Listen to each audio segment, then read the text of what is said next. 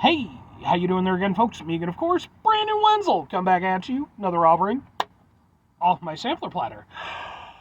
Yes, indeed, folks, I play a very serious videos I've been doing for a while. I'll go over there, try food and drink items. I eat stuff, I drink stuff, and folks, I'm going to talk about stuff. I'm going to let you know all that you need to know about hopefully delicious stuff. That time I'm doing this, folks, I'm not going to lie, I am stuffed. I am full of rice and egg and many meats. I am stuffed. But we got a review to do, so I'm going to get to it for you. Anyway, folks, super simple format. I'm going to go over there and try out food and or drink items. Whilst I'm doing so, I'm going to yammer on about it for a bit.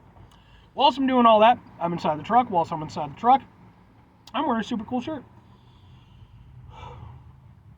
Telling you, folks, I'm stuffed right now. Folks, when I wear super cool shirts, I always like to highlight the super cool shirt. Super cool shirt am I wearing for you today? Well, folks, boom, it's my Yu Yu Hakusho shirt. Which, if you're not familiar with Yu Yu Hakusho, it is an anime from the very early 90s. It's done by a dude named Togashi, who would later go on. He did the Hunter x Hunter series, or Hunter x Hunter.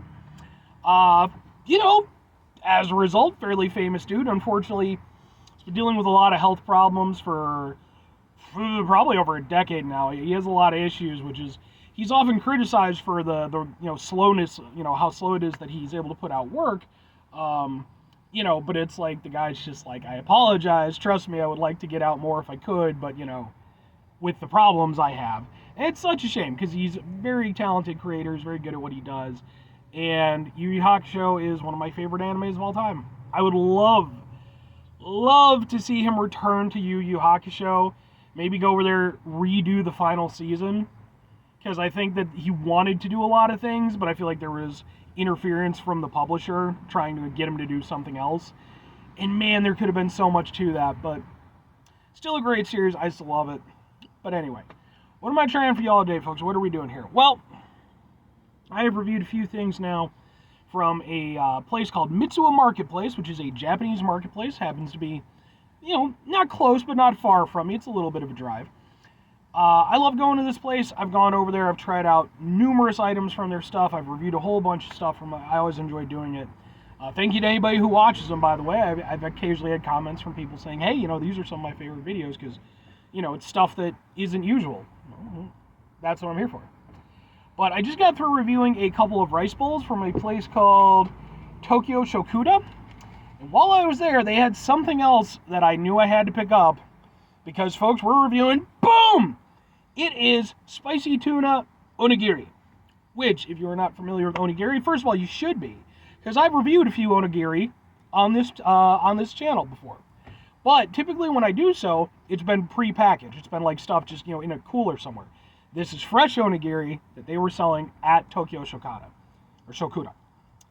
So, if you're not familiar, it's basically a rice bowl with some sort of meat inside and then wrapped in a seaweed wrap so that you can go over there and hold it. I love onigiri. It is wonderful. If you're around my age and you grew up with the original Pokemon series, you might remember this as donuts, because that's what they tried to explain it as in the American version of it. Which, even as a kid, I was like, that doesn't look like any donut I've ever had. But, open the thing up. And it looks like, open, this! It's a little triangle, see? And it's got like, can we get a thing? Something like that. It's got the little meat inside. I've never had fresh onigiri before, so I'm excited. Let's give it a go.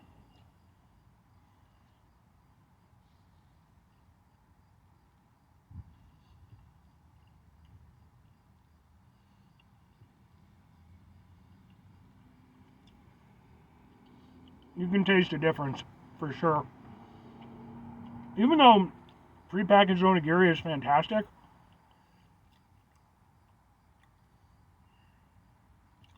obviously being prepackaged, it's going to lose a little something.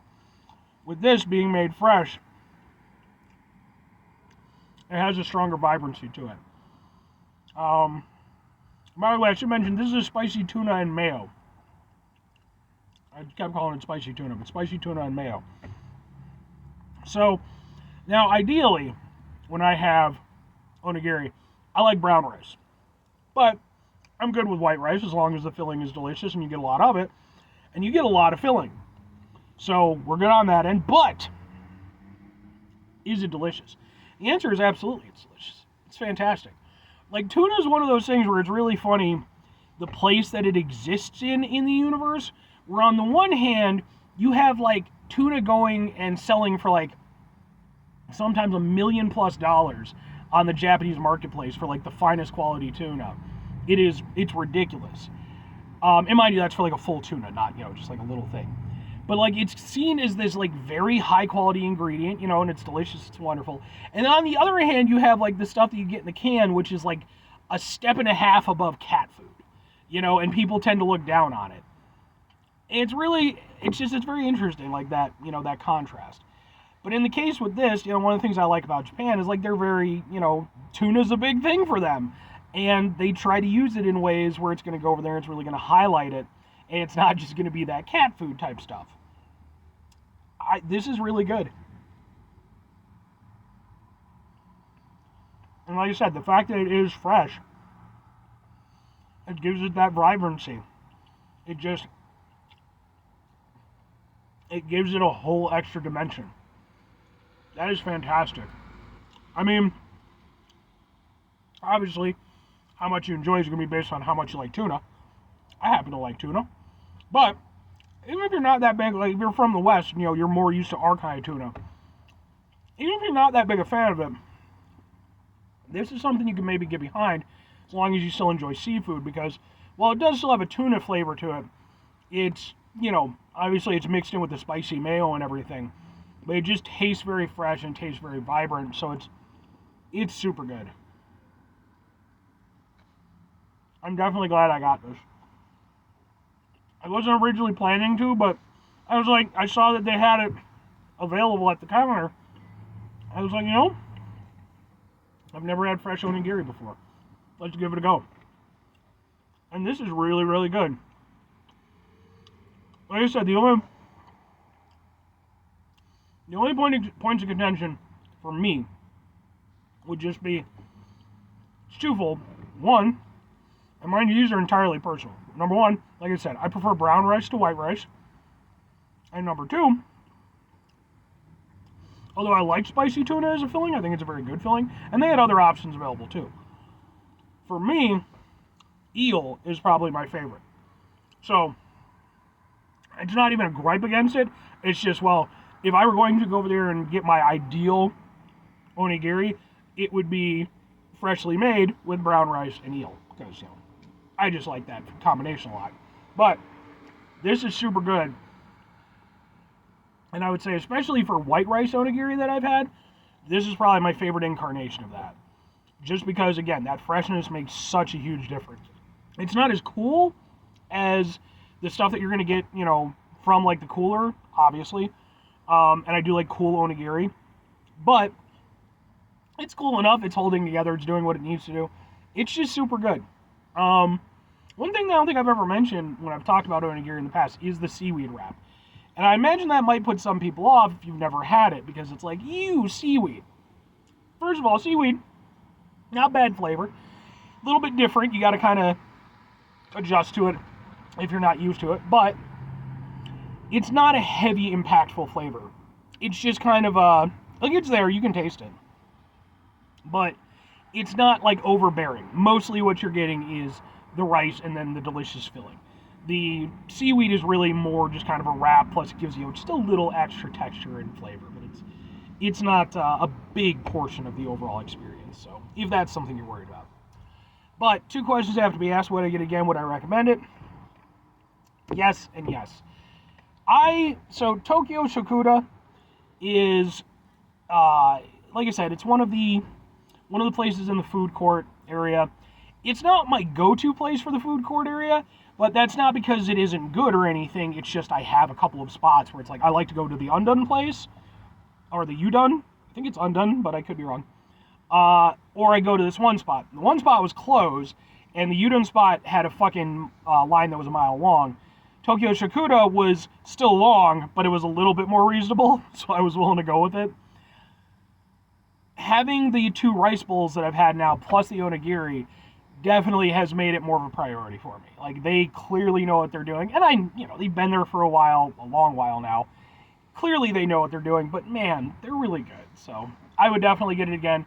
And if I was recommending it, yeah, I think if you can get onigiri in any format, maybe any format, you should give it a go, because I think it's really good. I genuinely, it's one of those things, I think if we could manage to find a way to bring it over here to America and not fuck it the hell up, it would be a great thing to have, like, you know, as like a thing in like convenience stores and stuff, because it's super tasty and filling.